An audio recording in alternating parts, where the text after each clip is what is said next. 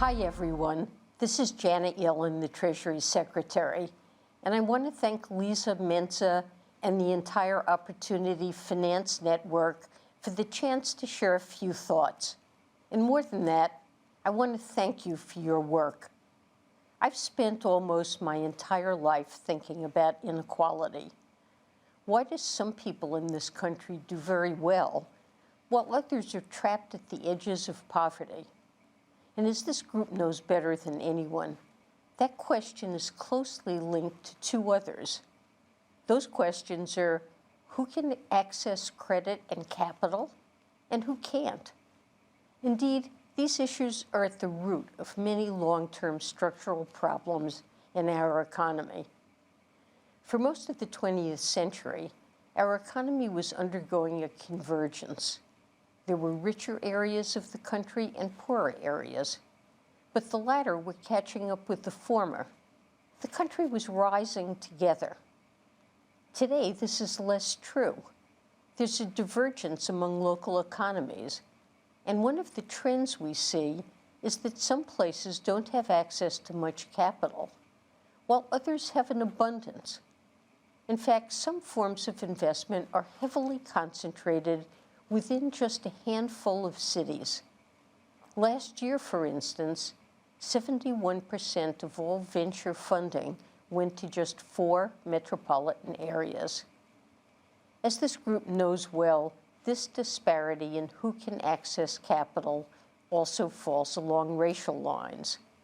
About 16% of America's population lives in areas that are majority-minority areas. But that 16% of the population receives only about 9% of investment from mainstream financial institutions. Indeed, it's part of the reason the racial wealth gap persists.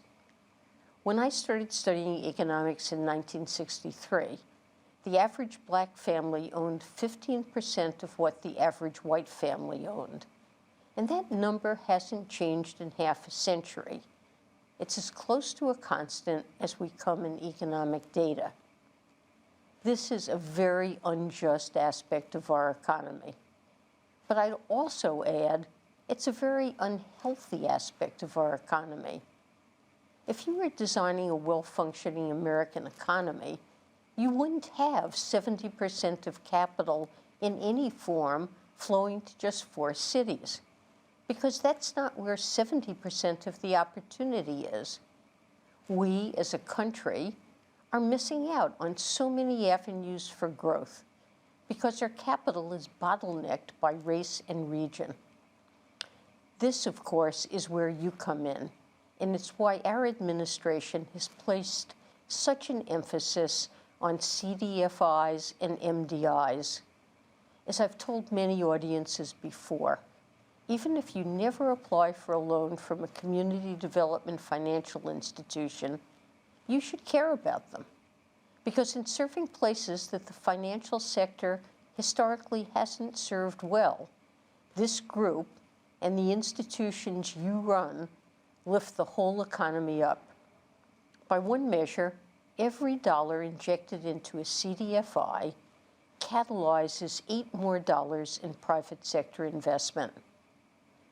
President Biden frequently talks about building back better, which includes, among other things, unwinding systemic racism and creating an economy that works for everyone.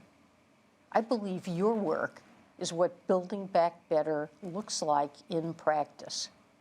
By channeling more capital into CDFIs, we're translating those ideals into reality. And this is just the beginning. Our administration is committed to making these 4 years and beyond the most consequential in the history of CDFIs and MDIs. The $12 billion Treasury is now allocating for community lenders is more funding than has flowed through the CDFI fund since its creation in the 90s. Please know that everyone at Treasury is profoundly grateful for your partnership. We look forward to working with you, and best wishes for a successful conference.